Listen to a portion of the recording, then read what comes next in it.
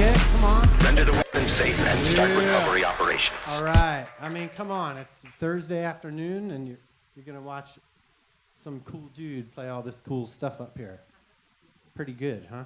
Hey, a lot of guests here from outside. Thank you. And, so where are all the students at? Raise your hands. Are you connected with all your other classmates on Instagram or text or something? I would suggest you start blowing up their phones saying, "Where are you?" And you might want to come and check this shit out, right? All right. So anyway, to clarify, while I have some of you here, who's in drum performance? 1, 2, 3, or 4. So the midterms is Friday, okay? All right. I'm hearing all kinds of rumors, you know. I spend a lot of time writing emails, so there isn't misinformation. And still, it's like, I heard it was last week. So anyway, we're all clear on that? Yes? Cool. Fred Dinkins in the house. Give him a hand. Ronan Gordon in the back there. Give him a hand. Who else we got? John Regawitz. Tom Plum. Awesome faculty. Albie Bonacci was walking around somewhere. He's in the thick of it, in the middle. Cool. Who is taking the E-Drumming Essentials class this quarter? All right, 1. Okay, well, it's a core class, so eventually. Who's in their first quarter or 2? Yeah, so I think in your 4th quarter, you take a class that'll start explaining what you see up here. And, you know, electronic drumming and hybrid drumming it's nothing new, really. You know, there's always new products and new ways to do it, but it's been around for quite some time. So you as students need to really understand that you got to have this together. You know, maybe not at this level immediately. You know, this is going to blow your mind. Please, there are questions microphones for questions. It really helps if you get on the mic, because when we post these later, it's great that the people watching can hear the question, okay? And so our guests can hear the question too, and the whole audience can hear it. So it really helps. Don't be shy. You're going to want to know how this stuff is set up. No question is stupid, so please don't be shy, all right? With all that being said, please give a welcome to our guest today, KJ Sawka.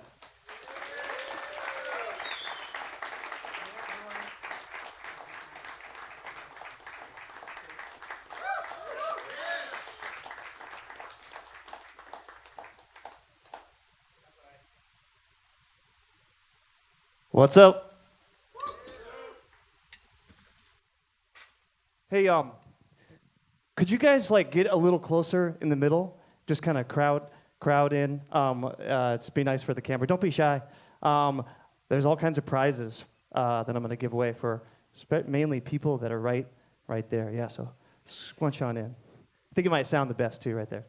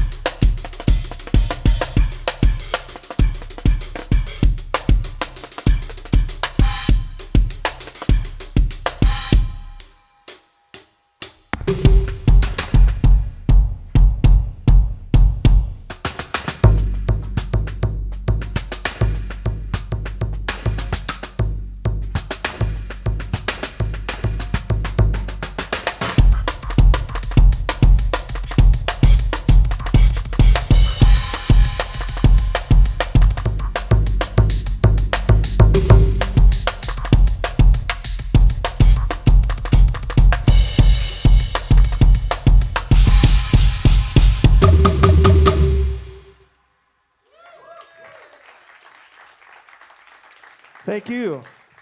So,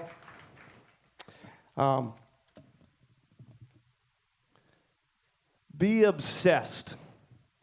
Be obsessed with whatever you're doing. Be obsessed with drums if you're into drums. I am absolutely obsessed with this instrument right here. And this instrument, like most instruments, it makes no sound unless you give it life. You bring some creative juices to it. You sweat all over it and bleed all over it.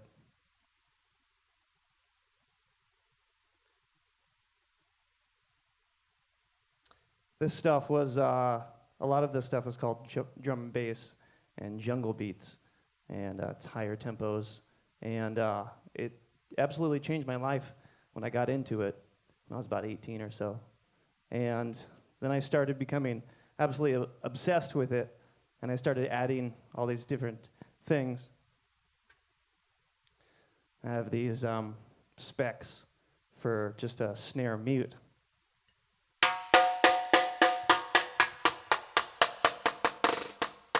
So it sounds like that.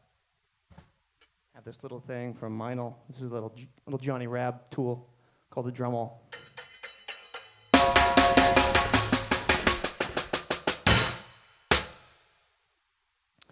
And yeah, and over here is a Roland Brain.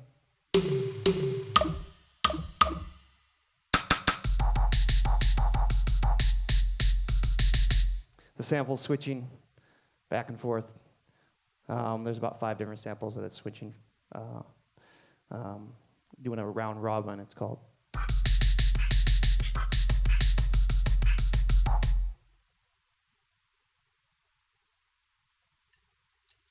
So I'm going to play a little bit more. You guys want to hear some more?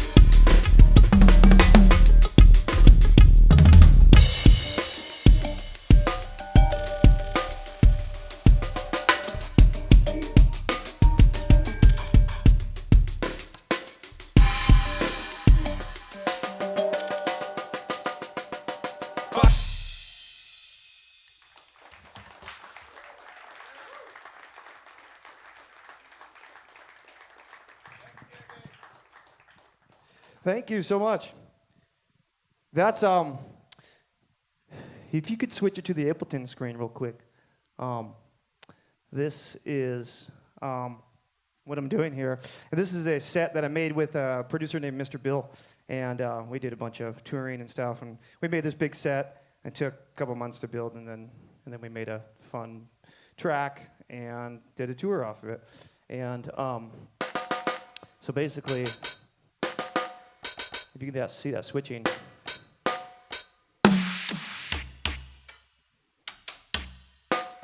So it's a series of drum racks. Who knows Ableton? You know Ableton? Cool. So basically, we just made this set. It's got this stuff here. Is my drum tab, basically. I zoom in here, and I can see my part if I forget my part right here, 4 on the floor. So you drummers out there, if you're in a band and you have a computer to your side, and you're playing all kinds of songs that you normally don't play, easy way to do it is to have a muted waveform of your part, and you can kind of see where the kicks and snares are. That's kind of what I do. It's kind of a cheat. Oops, but it works pretty good. So Right here is a Roland TD-50. It's the latest brain that Roland makes. And you can put samples in it and stuff. But for this session, I'm controlling Ableton's drum racks right here. So we created these chunks of music, chunk 1 through 6. And each chunk has all these drum parts. And so basically with this pitch knob here, it changes every single tune. So it'll change up 16. So right here is the first tune. And then when the second tune comes in, which is about a minute and a half or so, it goes up to the full gay kick. That's one of the tunes. Party rock kick. So basically, it goes all the way up. And so there is 8 different kits per drum rack, and there's 7 drum racks. So that's kind of what I'm doing there. So I got a question for a prize. Life is about rhythm. We vibrate. Our hearts are pumping blood. We are a rhythm machine. That's what we are. Who said that? Anyone know? Anyone want to take a guess? It's a drummer. Close. Nope. Younger. It was Mickey Hart. And so he is definitely obsessed with drums. The blood drums runs through his veins like crazy. Who are drummers? Raise your hand if you're a drummer. Who plays gigs? You guys play gigs? You guys ever been? Oops. You guys ever been an hour early to your mom's house? I don't know. Drummers. The joke is drummers are always on time, right? And if you're not, then it's not good because that's what we do. That's what we are. We're timekeepers. I was very punctual this morning. I was here 3 hours early to set up this kit that takes about 2 hours to set up. So it happens. So don't feel bad if you're very punctual. It's very, very important. I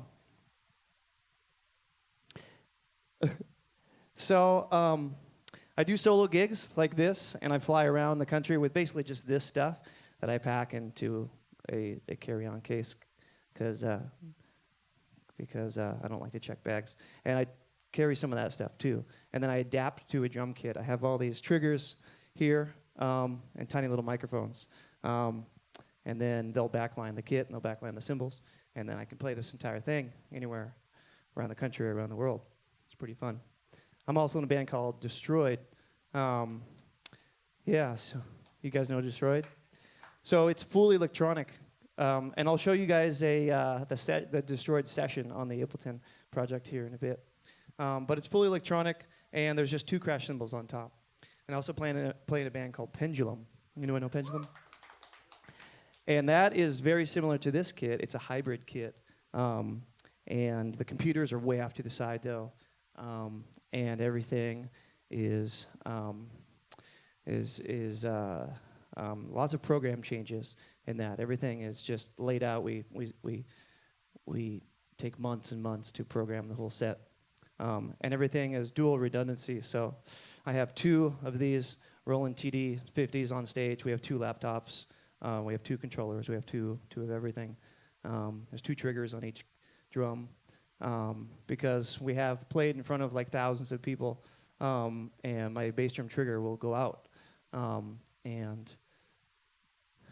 we prepare for that. So it's really good. So that's kind of what I do. I'm going to play another song here.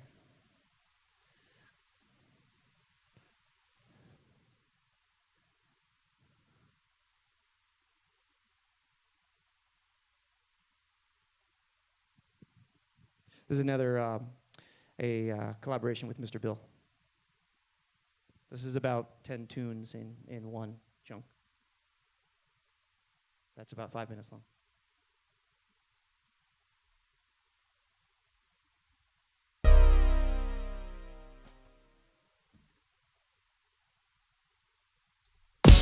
It's a shame the love hurts so much. A hollow heart in a shotgun case. Give my life to hear you say my name. Feel the rush as I push you in. It tears a hole but never goes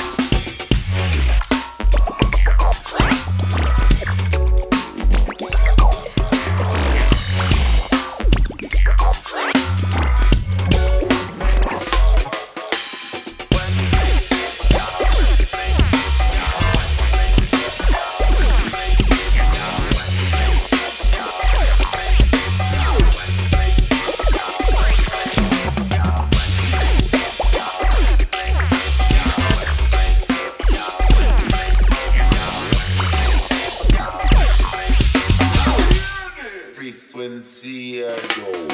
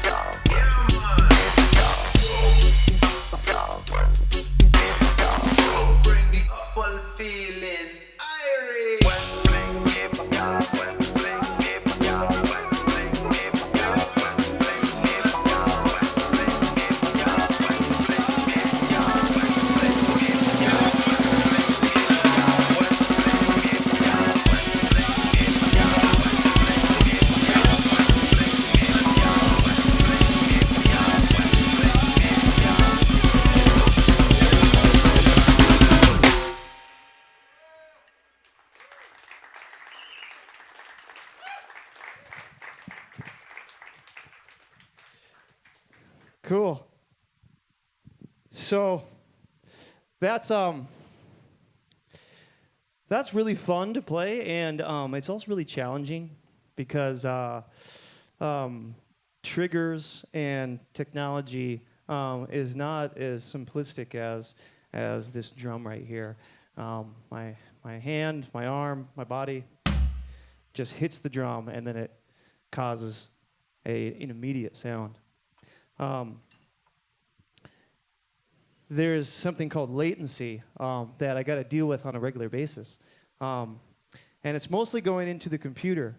So sometimes as much as like 17 milliseconds, which is really a ton. Even if you're not a musician, you could hear 17 milliseconds. 17 milliseconds is basically me to you. It's about 17 feet or so is one way to measure it. But in every room and every environment, that 17 feet can sound way further or way closer. Like if you're in a really silent studio that has sound reinforcement and stuff, it could sound like you're still right there. But in an arena, it could be really, really far. You can definitely, you guys have heard that slap back and various things from the PA and stuff.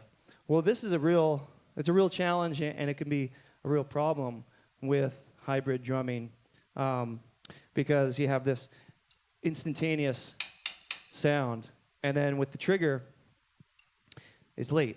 And even with this drum brain right here, where I put samples inside it, there's still a decent amount of latency, maybe 9 milliseconds or so. And at faster tempos, it mostly drummers can really hear it, and it really sucks. Or if you're the person that's playing, you ever been in a studio and you're singing or you're playing the piano or whatever you're doing, and you're like, oh shit, there's all kinds of latency. Like let's reduce the buffer. So sometimes, like when you are recording an instrument, vocal or a drum or anything, I always bounce out the music into just one file, open up a brand new session, so there's little latency as possible. Otherwise, if you're recording into a session with like 100 tracks, there's going to be a lot of buffer issues and a lot of latency. So there's nothing that I can really do about it. So I kind of work around it. And so since I started drumming with electronics and things, it was always something. It's like an elephant in the room. It's always something that I had to deal with. So sometimes sample selection, each instrument, the sample choice for each instrument is, it all has to do with latency and a variety of other things. So just kind of want to throw that out there. I have some of these really cool pins that show my face with devil's horns. So I'm going to throw one out there. So ready? You should get it because it's really cool. Here's another one. I've got all kinds of prizes, so maybe I'll just throw them. I don't know. This one is my record label, Impossible Records.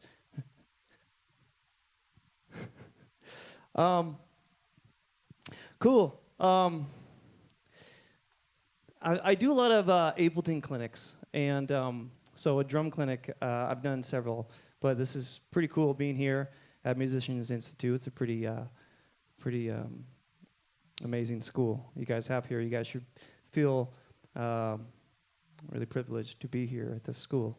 It's quite amazing. So I guess I'll just tell you a little history. I got a drum set because my brother got a guitar. If you guys think about why you started music, that's why I started music. I was 12 years old, and my brother got a guitar, and I'm like, shit, I want to play something. And my uncle had a brown kit and a blue sparkle kit in his closet, and I saved up my paper out money, and I bought this kit. It was basically two kits, and I made one double bass kit. I was immediately inspired by Neil Peart and Lars Ulrich and stuff. I thought that was really cool. And then I got into band, I guess when I was 13, so in between 5th and 6th grade. And my brother and I, we just played, and that's all we did. We became really obsessed. My mom was pretty stoked that I was at home playing my drums as opposed to doing stupid stuff like stealing Christmas light bulbs from people's houses like I used to do. That really sucked. A guy, a full-grown man, was chasing me down the road. I had a whole bag of these. They had the Christmas lights that were really big, and you could screw them in. I don't think they make them anymore, but they made this really cool popping sound when you throw them on the ground. So we tried to collect them from our neighborhood neighbors. So I had this whole bag filled with them, and like the whole tree, it was just gone. I was so excited, and this guy was like, "Hey!" I'm like, "Oh shit!" He started running after me. All of a sudden, I look back, and there's this full-grown man in his PJs just running full board, and I was running full board too. And oh man, I was like, I'm gonna die if this guy catches me. Light bulbs were beating on my leg, and I outran him, and that was pretty cool. That was the last time I did that, and I just stuck with drumming. So, Mom was pretty stoked about that. You know, how many people here started music when they were young? How many people here wish they started sooner? So did I. I started at 12, and a lot of people start at 18 or 20 or whatever, or even 30 or 40. And they can become an absolute expert in their instrument or whatever they do, or any field. Doesn't have to be music. And so I started at 12, and it took forever to play this beat. It took a whole summer.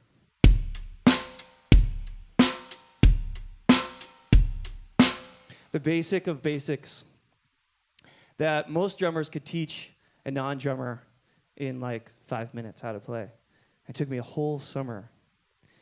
I had no teacher or anything. And then once I was able to play that beat, everything just started spiraling up. And it was quite amazing. And I was the worst drummer in school. And then within a couple months, I was teaching them how to play. And I did that through practicing my ass off. And everyone's like, practicing. But it's true. I practiced like 8 to 12 hours a day, and I really couldn't stop. And I was I was absolutely freaking obsessed.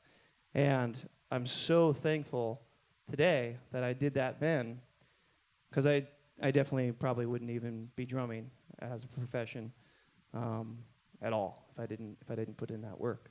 And I feel like I'm lucky because I wanted to be in that room practicing 8 hours a day. So it's not easy practicing. It's really, really difficult sometimes, especially like, late 30s. I'm like, oh God, I got to practice. I got all these emails to get to. I got this tune to finish, but I have to practice, right?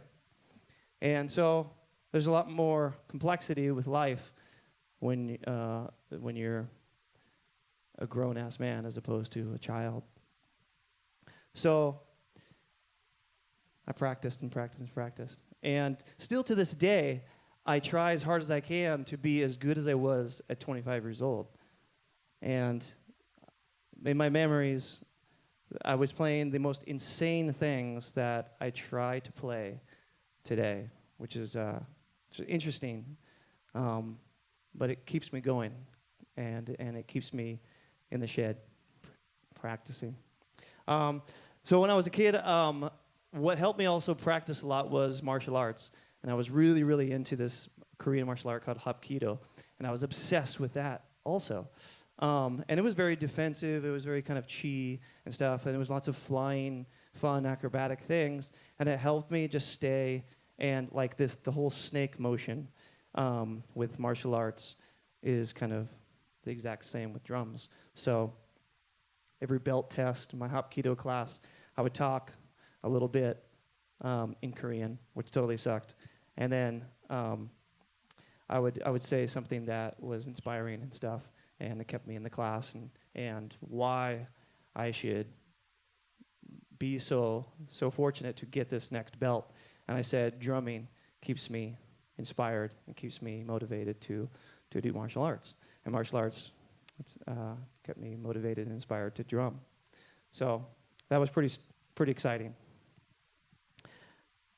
Okay, so a lot of this stuff that I'm doing is called linear drumming, and I got into it from drum and bass and jungle music and stuff, and I wanted to play 200 beats per minute really fast, but I was like, so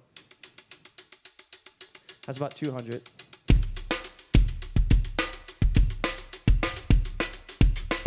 Maybe a little faster.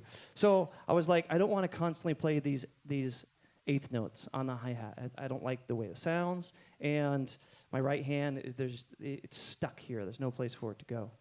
And I started really focusing on single strokes. And so I kind of developed this linear pattern, and all linear is, well, most of you know, is just not two instruments don't hit at the same time. So it's a constant line of notes that aren't hitting simultaneously. So instead of this,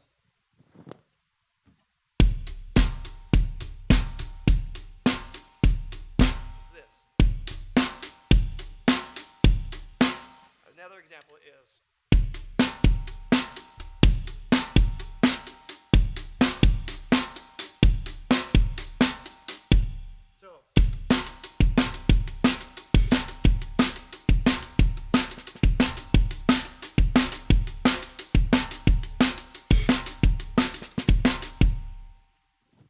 Like that. And then a really fast beat, you can hear how the linear and the regular is much different from each other.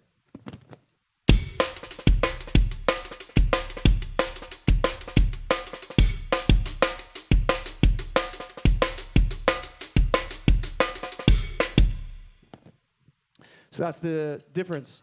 And I got way into linear patterns, and I realized that you can conserve energy too. A lot of people are like, how do you play at 200 and 180 for 2-hour sets or even for an hour set? I'm like, linear playing.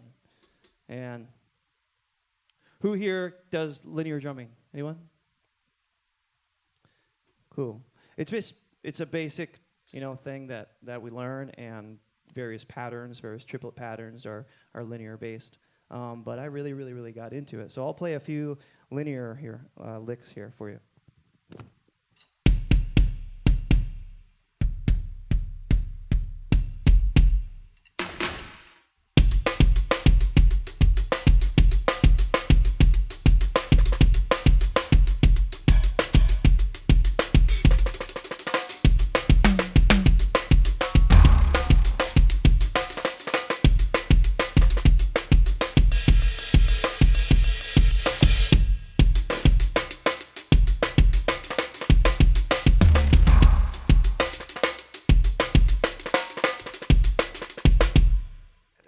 Non-linear.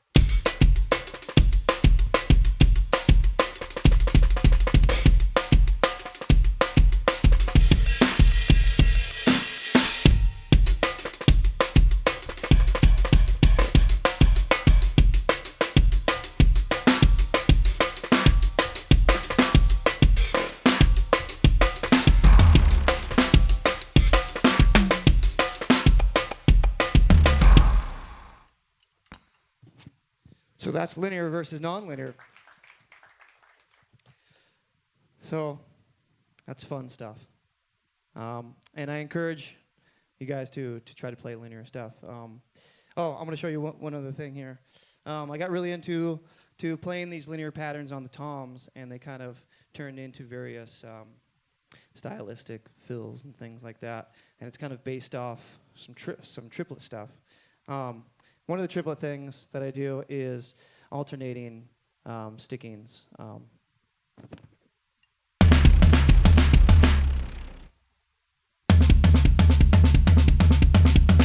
Basic triplet.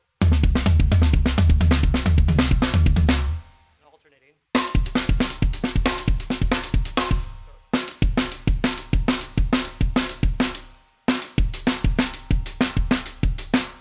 So essentially you're doing kind of like doubles, but you're putting a kick in the middle.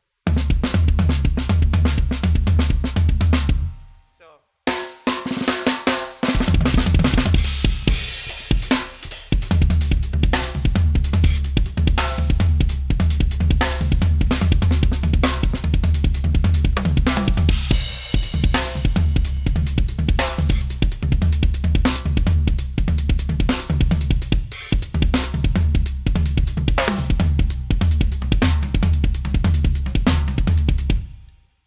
hear the pattern when you alternate the pattern with just the right hand.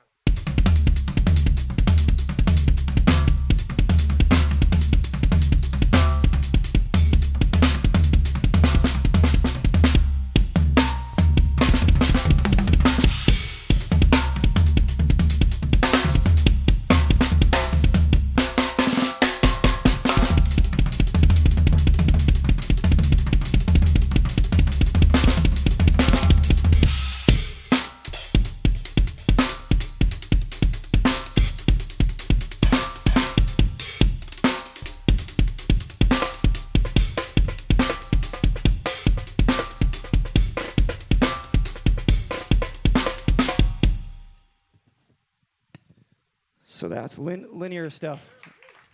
Cool. And that's based off the triplet. All that stuff is really similar pattern. And you heard when I was doing it kind of slow into the groove, and then I made a faster fill out of it, and that was just double time. It was basically the exact same pattern. So I would definitely say for your drummers out there to really stick with your patterns and develop them and hone them and really own them. Even if they're totally simple, doesn't even matter. Even if they're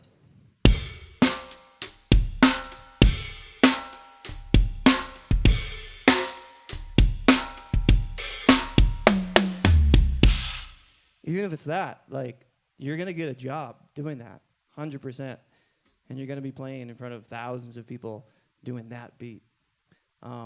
So I would suggest whatever you're really excited about and naturally pushing towards musically, really just like go with it, and develop it, and practice the shit out of it, and use it in your gigs, use it in your songs.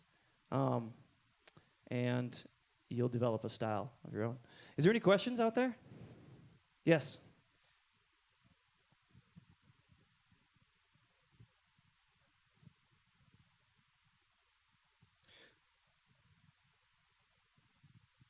Cool. So the question is, in Pendulum and Destroyed or my own stuff, how do I separate the bass line from the kick drum, frequency-wise? And so the classic thing to do is for the bass player and your kick drum to line up. See here.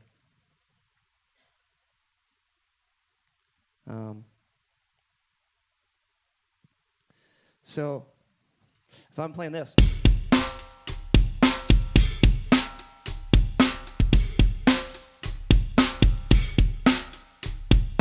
the bass player is going to follow my kick drum. And in electronic music, the bass is the bass guitar or bass keyboard is really low, and it's as low as the kick drum. And so the easiest thing to do, or what the most common thing, is you roll off the kick drum at like 50 hertz, and so there's no bottom end to the kick drum because that's where the sub of the keyboard is, which is the bass. And then you sidechain compress the kick to the bass line. So every time the kick drum hits, it compresses the bass. And now there's all kinds of amazing tools for shaping LFOs, LFO curves, which is basically what a compressor is with attack and release, it creates a curve based on input. And so now they have devices. One's called just LFO tool, and it just creates that curve for you, and you can sculpt it yourself. And then so every time the kick hits, it opens up the bass line channel, and it creates this curve. And you can have it really short, you can have it really long, and that gets the kick completely out of the way of the bass line. So, I want to talk a little bit about how I got my influences.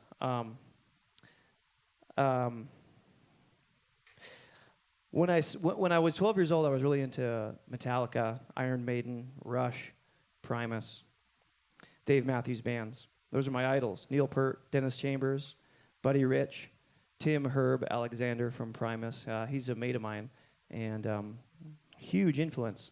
Do you guys know Primus? Primus sucks. Primus is fucking absolutely incredible. And I had the honor to play in a band with Tim. It's a duo drummer thing. It's really fun. And I actually got to dissect who he is as a person and who he is as a drummer. And it's amazing. And I'm like, man, so have you seen all these crazy videos by so-and-so or whatever? And he's like, videos? No, man, I don't watch freaking drummer videos. I'm like, oh, okay. And I'm like, I was going over this pattern. I'm like, check this out, man. He's like, oh, man, I don't even practice. I'm like, really? He's like, no. And there's a lot of drummers out there who they became a professional, and they really hardly practice. They practice their parts to their songs. But I know lots of people who really don't have a desire to necessarily get any better technically as a musician. They're just really excited about the musical things. And it's cool. It's very interesting. And most drummers, we constantly want to know more technical things. It's a very technical instrument. And for a drummer to say that, he's very passionate about drumming, but he's like, don't give a shit about learning any more technique. I already got it all. There's another percussion player that I know out of the UK, and we were talking about practicing, and he said the same thing. He's like, practice. He's like, dude, I did that like 20 years ago. Got all my practicing done. And I'm like, well, what do you do? He's like, I just play gigs. It was the strangest thing. And, I have mixed feelings about that because I go in and out of practicing. When you're on tour, you get to play, and it's really fun, but sometimes you're only playing an hour a day, or if you have, let's say, three gigs in a week, you're only playing 3 hours in a whole week. So I have my practice pad in my hotel room and stuff, but man, it's a real challenge. And I find myself starting to get a little more and more rusty when I'm on tour. And, you know, there's no feeling quite like that. It totally sucks. You sit down in the kit, you're like, ah, God, you know, I got this rust, and I have to go practice more, get rid of this rust. And it's a real mind fuck, I'd say, and it really messes me up because we all want to be on the top of our game. At any moment, we could get called to a bigger gig than we have, or the biggest gig of our entire life. And ideally, we want to be absolutely ready for that. We want to play the best fill that we can play. We want to play the best beat. We want to hone in on that groove. So I suggest find out what you really enjoy and what works for you, how much practicing is needed for yourself. I went through about 5 years or so where I didn't practice very much, and I realized that I started to get really rusty. I'm like, this is terrible. And so I spun out of that. And it was the Neil Peart story, too. The tragic, the family tragedy that he had. It's so horrific. He went across the country on his motorcycle, and he totally quit drums for about a year. And I think it was about a year. And when he came back, he said it was insane. He couldn't play hardly any of the riffs that he was playing. And it took several months for him to come back playing every single day, like 4 to 8 hours a day. And that was pretty crazy. It's a pretty cool story. You should check that out. Okay, cool. I'm gonna play another tune here. Okay, you guys having fun? Cut me off with a question or whatever if I'm rambling. Okay, please.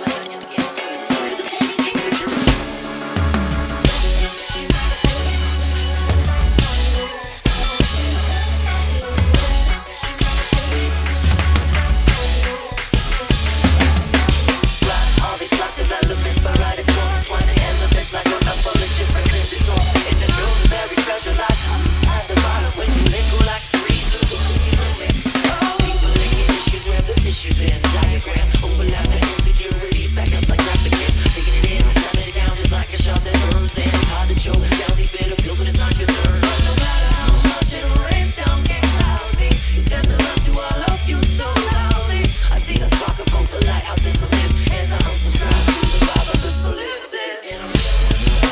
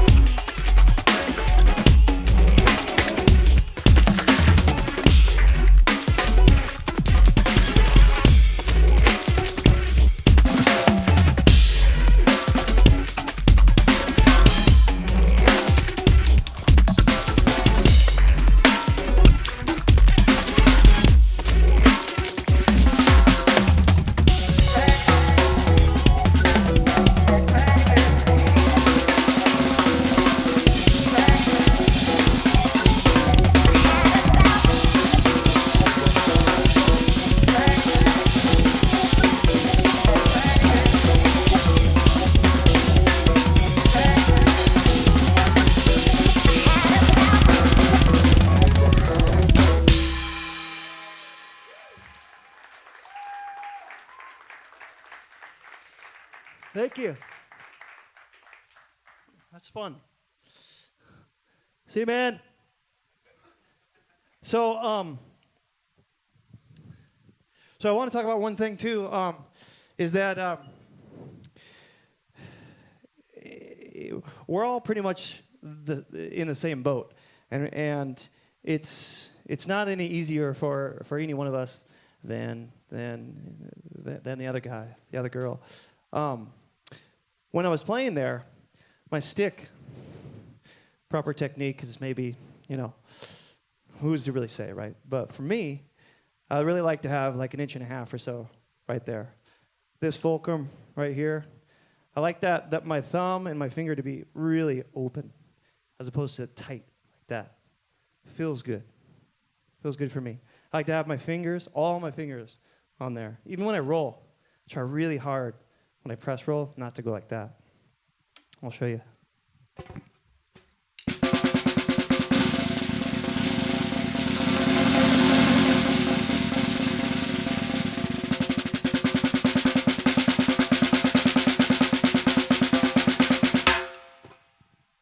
Try really hard not to go like that. There's nothing wrong with that, I'd say. There's nothing wrong with really a pinched position like that, if it works for you. But for me, it's that, nice and open. And a lot of times it'll be like that, and the stick will just fly out of my hand because it's open. And I'm like, that's okay, you know? And then it happens again. As long as I can pick it up and I don't lose the beat, there's really nothing wrong with that. There's nothing wrong with dropping sticks at all. But when I was soloing and when I was doing various things, the stick, it constantly starts to go like this. Go like that, go like that. And by the end there, I was doing some 4, 6 sixes.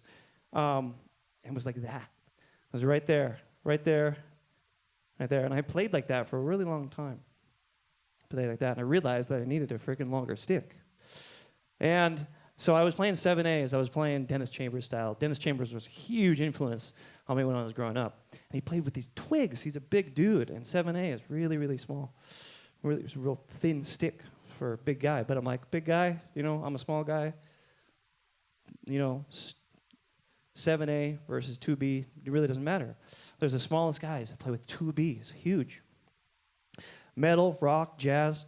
You know, there's not a whole lot of jazzers that play with 2Bs, but it's possible. Nylon tip, wood tip, round tip, oval tip. It's whatever feels right for you. Everyone's completely different.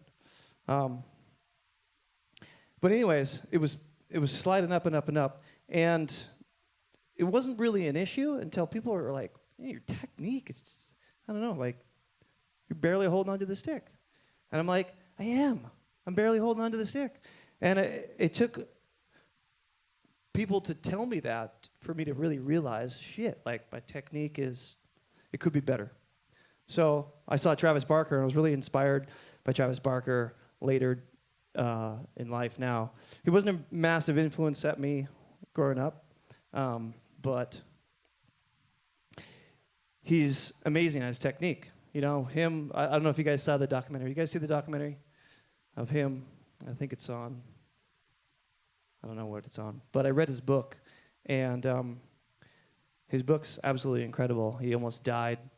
In the plane crash, his fellow mates didn't make it, but he made it, burning alive, running down the road, and after like 60 operations or some insane thing, he finally got home, and he had the sticks in his hands, and he was hitting his practice pad, and it was amazing. It's a drummer. He's a drummer's drummer, and for the drummers out there, if you haven't read Travis Barker's book, you definitely have to check that out. It's insanely inspirational.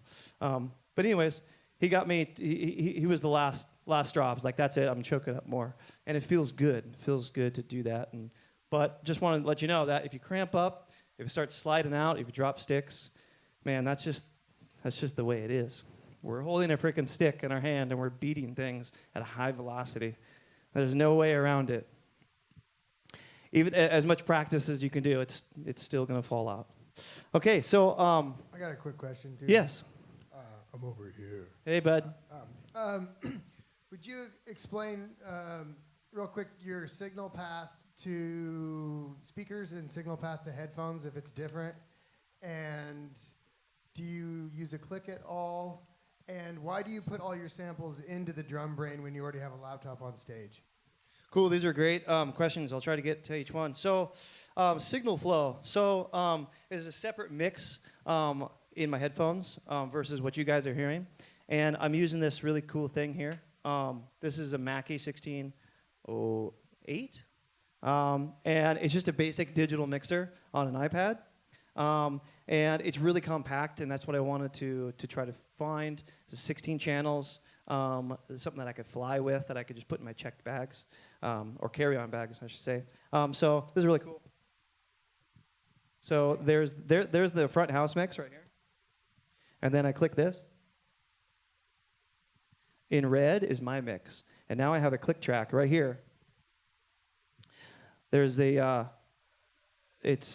click track is muted, so you guys can't hear it, but I can hear it in my headphones. So that's what I got going on in my headphones. I always play to a click. If I'm playing to tracks, a lot of this stuff is on tracks. A lot of the guitars, keyboards, sub bass, and a few little percussion bits, especially in that first part with the Latin thing. Um, so, um, so that's signal flow. And then, what was the other question? Oh, yeah. So this drum brain, you can put samples in, and the TD50, this is the latest one, that you can finally put samples into a Roland drum brain. The SPD SX right there, you can put samples in too. These are the only two units that of this size that you can put samples in. They make a tiny little one too that you can put samples in that only has 2 trigger outputs or inputs. So why? So basically, I have a ton of samples inside my Ableton session, inside those racks. Like I showed you, it's each rack, there's 16 times 8. And so there's 128 samples that I can put in each rack, and then I can have like an infinite amount of racks depending on CPU. So the problem with the computer, though, is there's lots of latency, and there's up to 17 milliseconds of latency. In our pendulum shows, there's 17 milliseconds, and we have to adjust that on the front house. But if you're side stage and you're listening, sometimes you can really hear it. Sometimes there's this massive disconnect. You're like, God, it sounds like shit on stage. Well, why is that? We're like, oh, we'll go out in front house and you'll hear the real deal. And that's because there's no way of getting around that. There's as much as a lot of times, if you have an empty session and you just have a drum rack and you have a nice sound card, you might be able to get by with maybe 8 milliseconds in a laptop. On this Roland brain, ideally it's a piece of hardware, and all hardware has less latency, but there's still a computer inside that thing to house all the samples and stuff. And so that thing, even though it's a piece of hardware, it still has latency.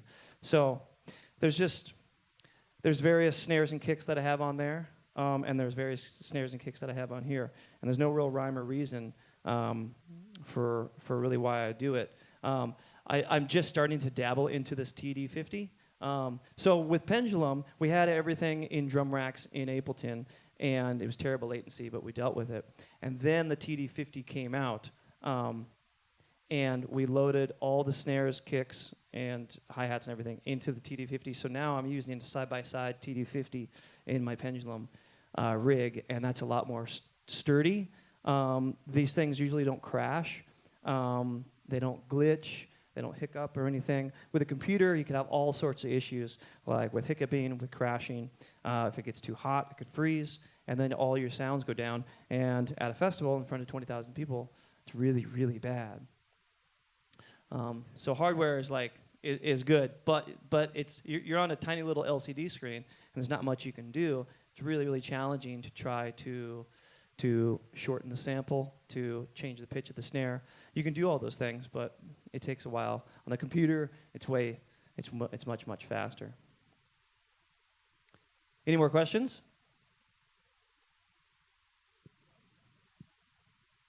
Time management.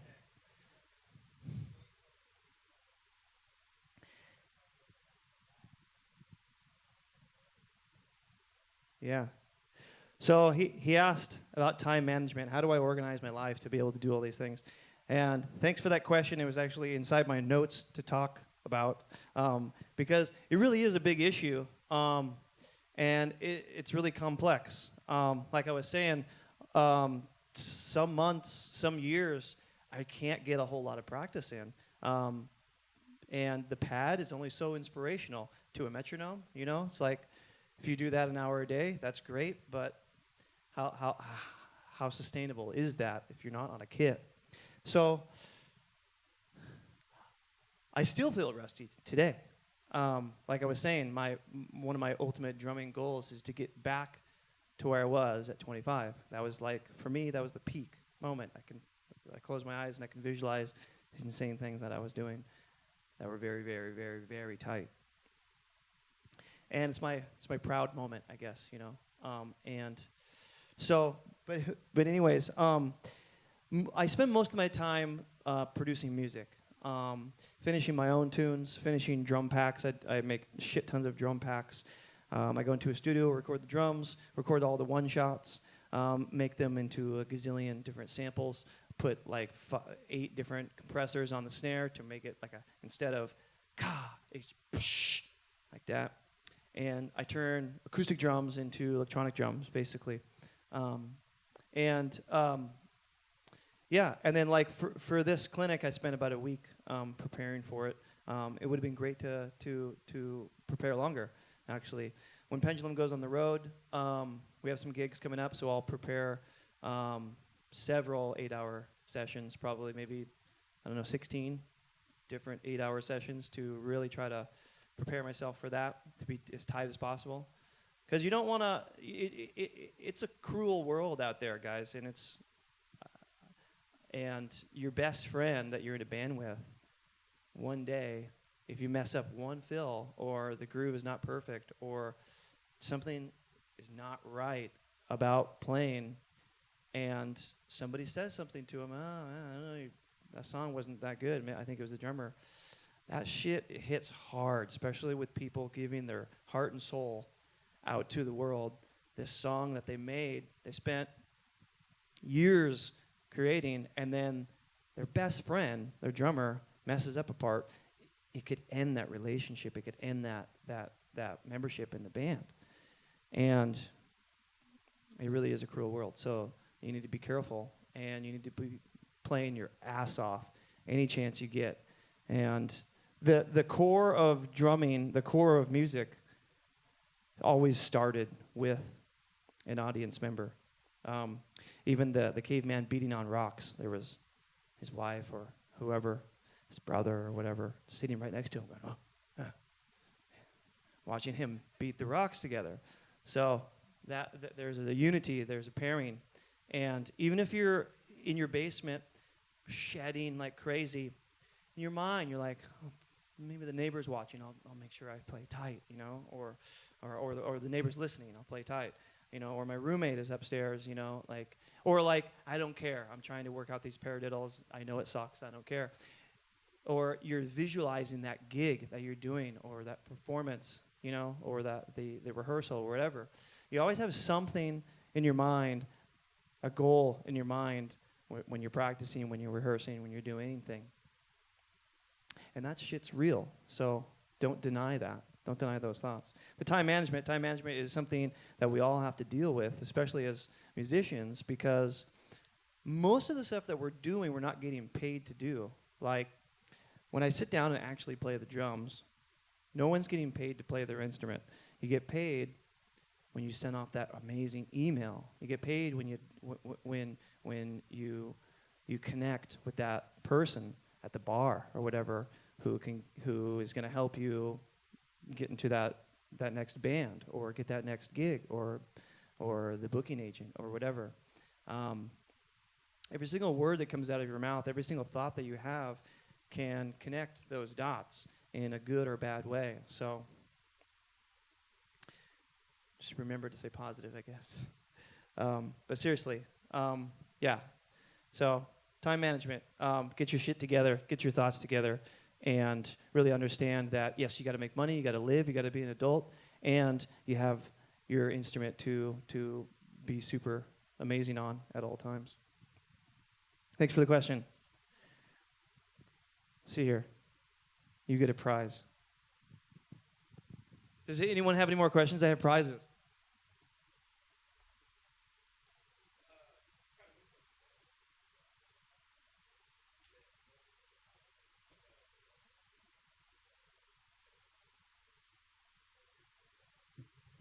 That's a great question. So when I was 18, I got introduced to electronic music. My friend's cousin came over from the UK, and he brought over Chemical Brothers,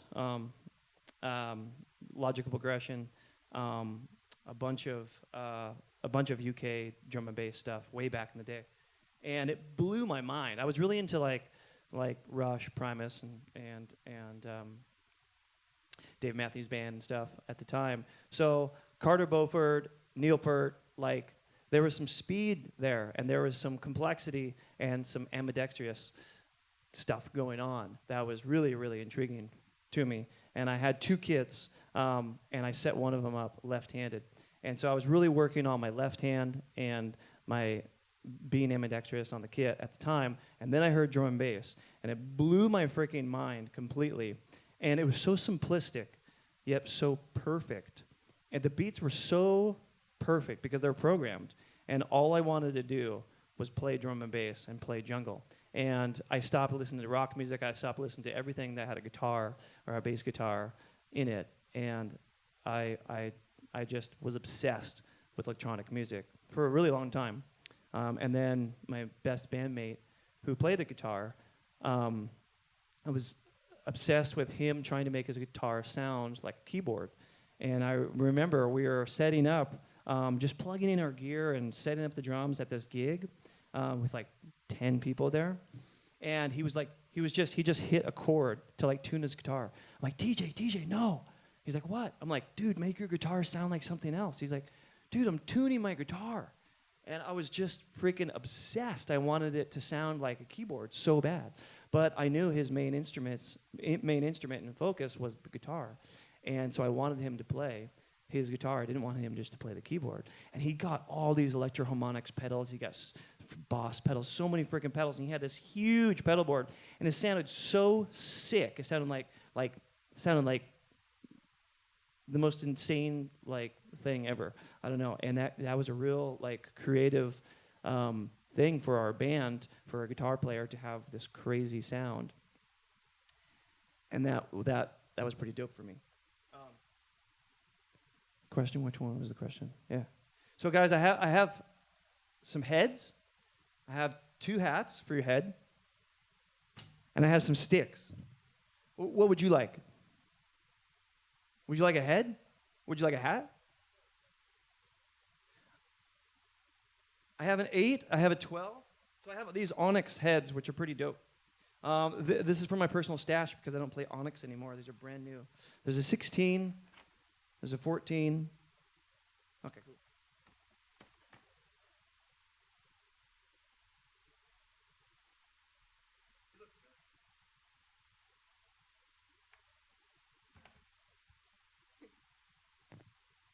Oh, who was the other question? Yes. What would you like? Stick, head, hat. These are Vader's. I love Vader. I got New Orleans Jazz. I got 5A, Fusion. These are all, I got some 2Bs. What size are you? Nice.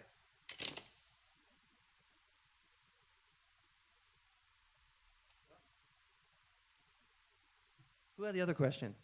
Yes. Yes. 2112. For sure. Okay, I'm going to do one thing on the pads here before we run out of time.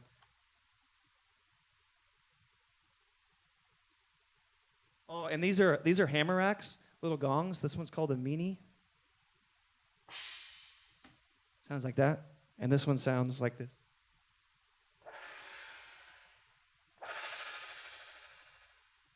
So these are they're called hybrids, and this is my hybrid sponsor. I love these guys. They also make a really big gong. I have a bunch of these little ones, back in my pendulum set that I tour around with, and they're really cool. They wanted to make me this whole kit out of metal. So maybe, hopefully, one of these days that'll happen. Sounds pretty cool. But they make some really, really bizarre stuff that's very unforgiving. And that's one of the reasons to practice a lot, because you could be on a kit that's so unforgiving that like dyno beat hats, really, really chunky. Every tiny little hit you can hear. There's no softness to it. There's no forgiveness to it. And so you want to be prepared for that. I used to play all my drums were all the ring was taken out of it. I used to put sheets on my head, on my drums. I used to put T-shirts, various jingle things to try to recreate those drum and bass beats that I heard. Like the snare was just, psh. I'm like, how do you get that sound? Or the snare was like, ka, ka. I'm like, how do you get that sound? I want that sound. A great example is what I showed you earlier. The snare right here.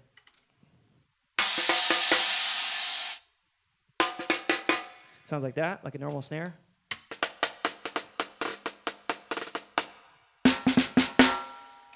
Nice ringy snare. So that's kind of the idea behind electronic music, is everything. A lot of drums, when you're creating a drum beat, programming a drum beat, it's definitely not from the same kit. You're using the best snare that you could possibly think of for the tune, the best kick drum for the tune, the best hi-hat, and chances are they're definitely not from the same kit. And most of them are probably made with synthesizers. So the whole concept of the beat is totally out the window from like a drummer's perspective. But one of the concepts of really good drum programming is to make it sound like a drummer did play it. But I'll mute up my drums here in a second, and I'll play it, and it kind of emulates electronic drums. Okay, but let's see here. I'm gonna go over here to these pads.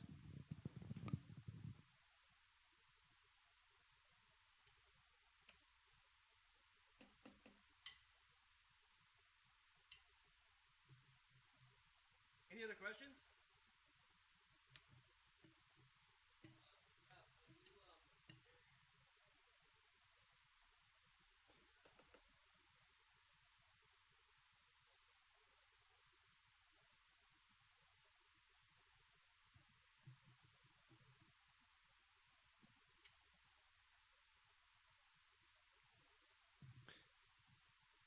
Question is, when I stem out the kicks, snares, and hats and things to play live from the recordings, do I keep all the same processing on all the drums, or do I change it up?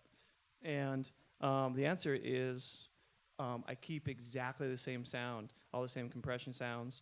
So I'll just, when I render out the snares and kicks in stems from the project, I'll literally just solo the snare and I'll render that out. And that's it. Yeah. Otherwise, I've done it the opposite way, where I tried to recreate the song and add all the color and stuff with compression and gates and things, and it's just a whole freaking gigantic animal that you're trying to deal with. But if you can render out everything, it's really important. There's an art of in rendering and stemming to get everything to sound really tits and perfect. A lot of times I'll have to nip off the transient. I'll turn up the attack time.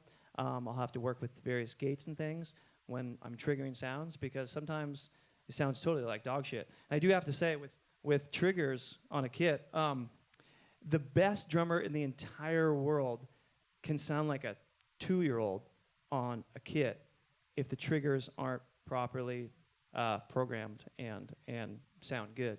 And the opposite, a 2-year-old can sound amazing on a kit where the programming is super dialed.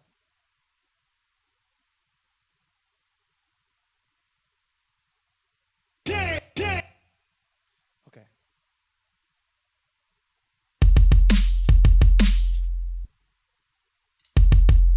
This is the Marabara jungle. It's the area where they say Henry disappeared. 5 miles offshore is the island of Roka. Why is everybody so scared of the book? They were the ancient inhabitants of Rarami. Their language, Rarami, means mountain of the cannibal god.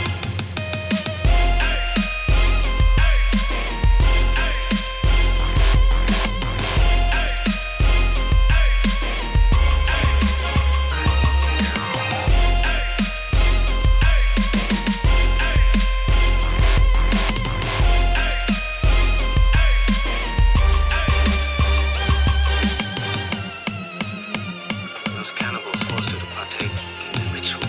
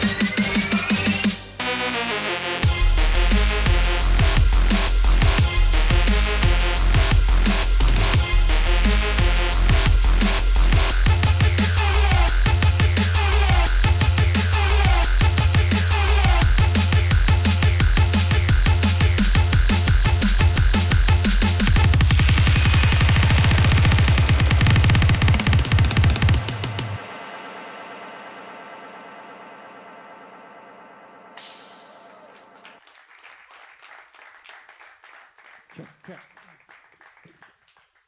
Cool. So this is a Roland Octopad. It's an SPD-30. This is a Roland SPD-SX. You can sample with this one. You can't with this one. This one can do loads of like loop phrasing and looping, which is super sick. This one you can kind of do that stuff, but it's mostly made for like putting in sounds, having it like in addition to your rig, to your acoustic rig, having kicks, claps, and various things. Very low latency. This one's very low latency as well. But there is latency because I'm controlling the computer right there through drum racks. If we could pop the Ableton on the screen, I'll show you this session.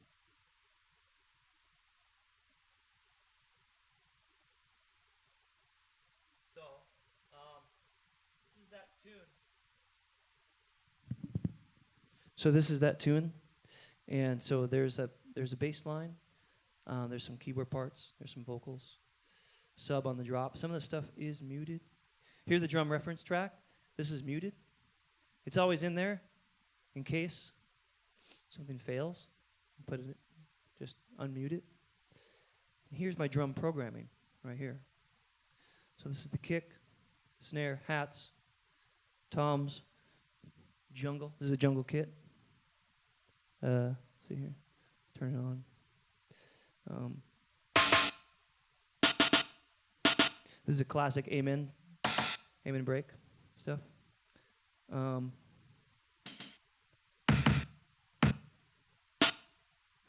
here's some examples of the sounds. That's a full kick. That's a cut kick. That's a little trick that I've been doing for years. It's a hi-hat and a snare. So I can do 16th notes with one hand. I'm pretty good with molar, but as far as like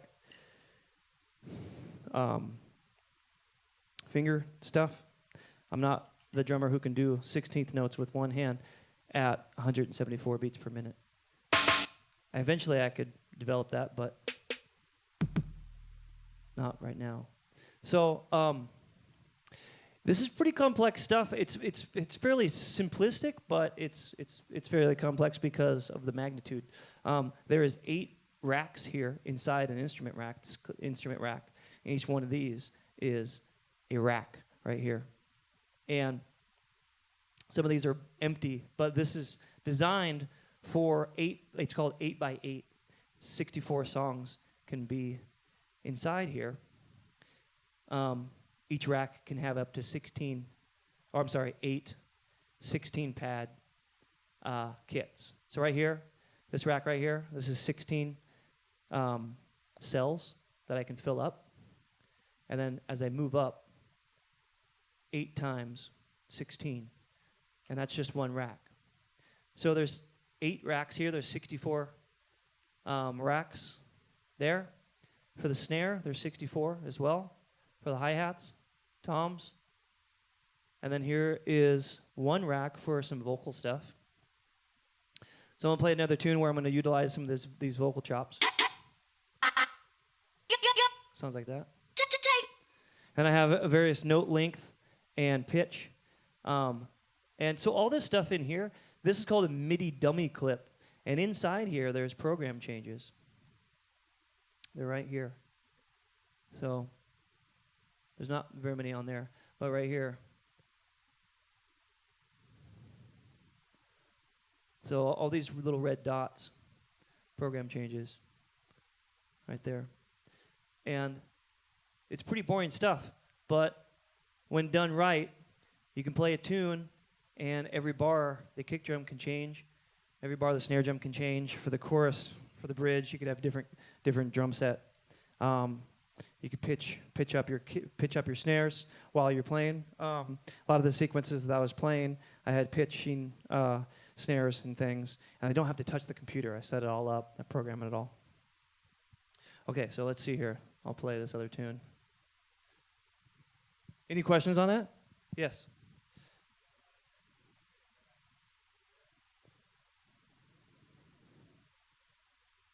I got a lot of energy inside my tracks. Is there any key components that create that? That was the question. Man, I try to make hype shit. Really, you know, like I know if I'm by myself in my studio and I'm starting to create music, I'll start creating ballads. I'll start creating love songs. I'll come up with this chord, this chord progression that's dope. So I got the best way is you put a song with hype shit that you love in your session, and you're like, this is my reference track. I want to make something that sounds like this, and that's really, really fucking important.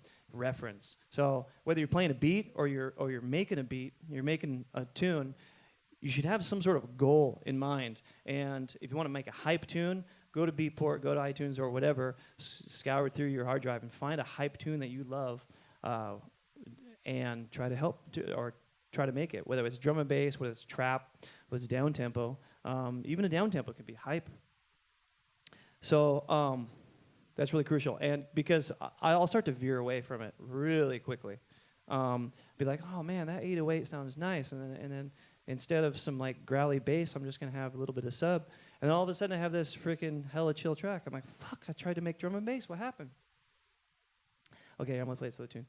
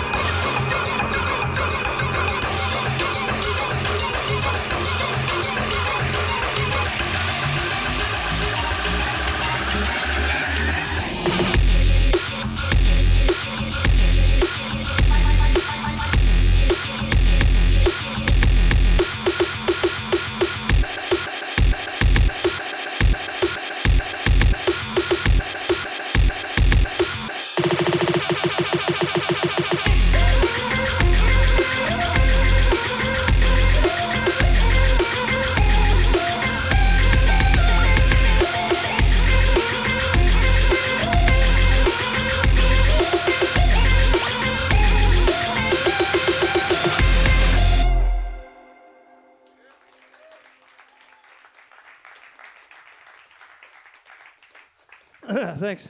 That tune is called Right Movement. And I made the track, and I wanted to play it live. I was having big problems playing the beat and having it sound right on the kit. I laid out all the samples. I'm so stoked, and I recorded it and listened back, and I'm like, holy shit, it sounds so bad. And I just tried to play the exact beat. Terrible. Tried to align the samples. Terrible. What is it about it? Maybe just some songs are not meant to be played live. I don't even know. I'm like, no, that's not true. But in the electronic world, so this is an acoustic drum set with cymbals. There's hardly any cymbals inside that track that I played or that I produced. There is, but not China, not splashes, not hi-hats and stuff. It's all different. It's all really produced in an environment. And the tempo is interesting too. It's the 105, and so it's not my typical like half time that I can go double time or whatever. And I was having real issues, and I was like, maybe I suck at 105 or 110. Like this, maybe the tempo is not good. I was playing. I would try to do anything, try to do any fill. I'm like, it just totally sounded like garbage. So I stuck it on the pads. I stuck those same samples on the pads, and I connected the growl basses with the kicks and the snares. Like that. So right there is a hey and a cymbal. And that's just one growl. That's the kick drum. There's a snare with a growl.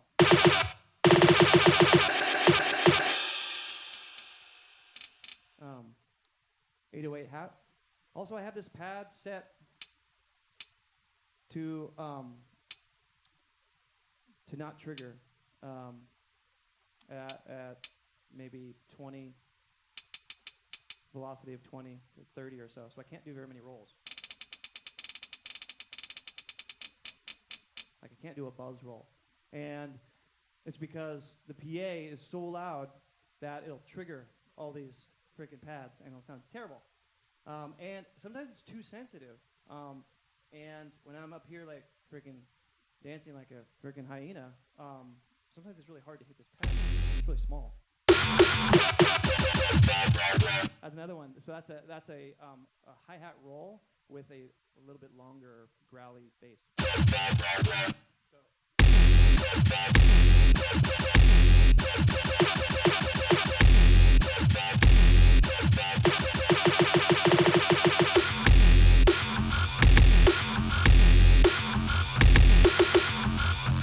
That's a long one.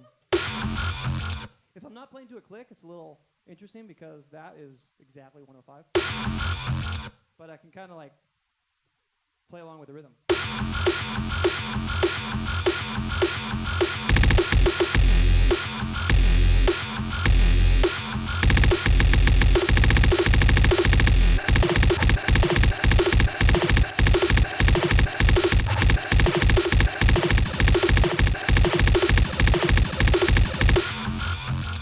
Doubles.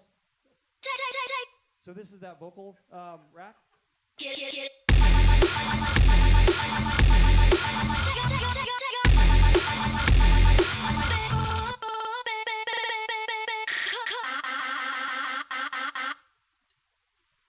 So I normally have this this device over here that I can control the length of the vocal, like I was showing you guys, and I can control the pitch.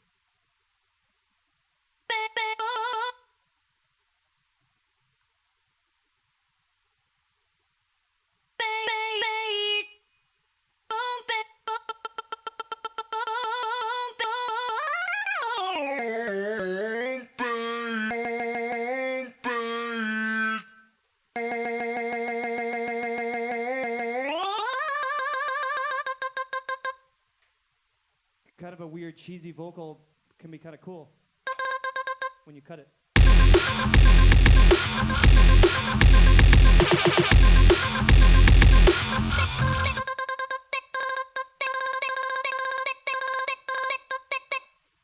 These are fun to do rudiments on because they're just bouncy and fun, and the pads are a little bit different on this one versus this one. This one, This one's a little more pro. I feel it's got, you could feel it.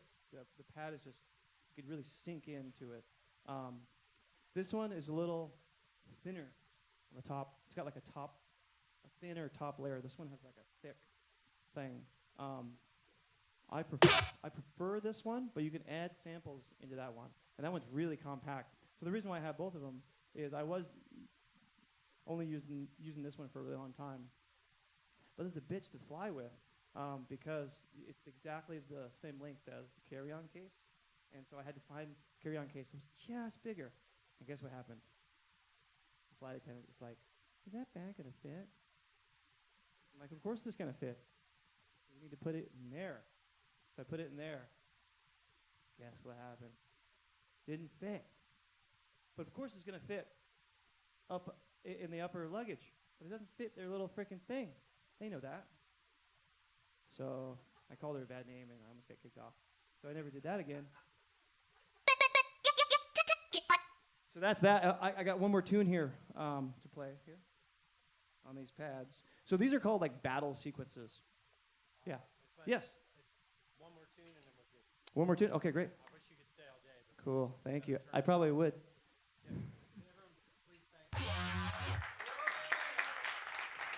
Thanks so much for having me out, guys. I really appreciate it. This is pretty cool. Cool. We'll get you on staff here. How's that? Totally. Thanks so much for Stuart. This guy, I don't even know the crap that this guy has to put up with. This must be insane. All these people. No, I'm just kidding. You know, it's awesome about this industry. You always meet new friends. Yeah, definitely. Definitely. Thank you. Thanks, man. Thanks for having me. Really appreciate it, guys. It's quite an honor to be here. I really got to say. I was looking up all the YouTube videos and things. Chris Coleman and some amazing cats.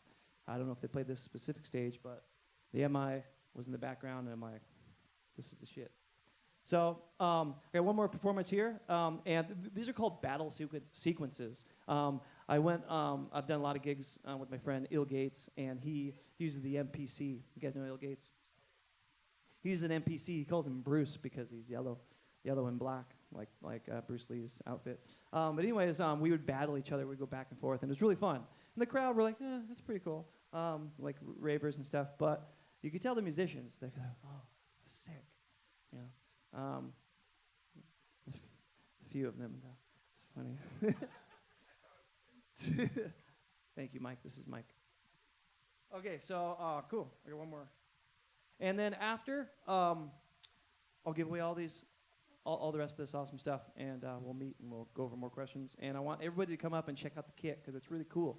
Some serious eye candy up here. So we'll do that after this performance. Thanks, guys.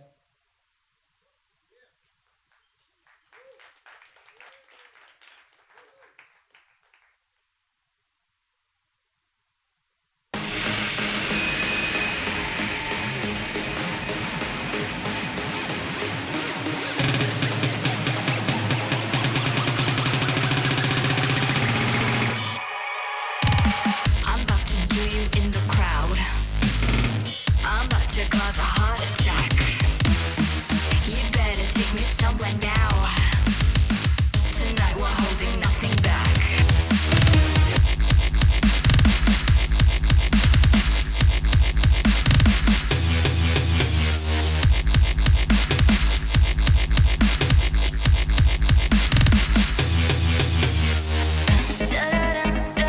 Doesn't matter what we do. You got me laughing. Oh, you remember tonight. Damn, I'm gonna miss you.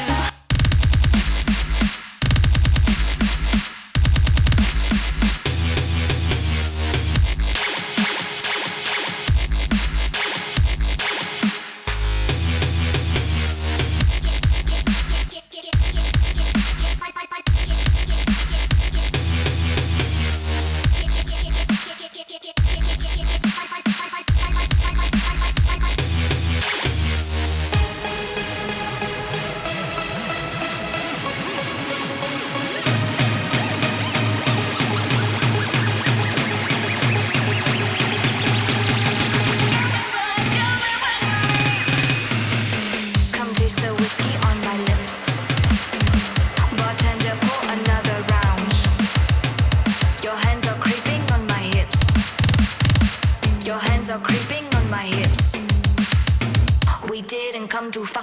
sounds.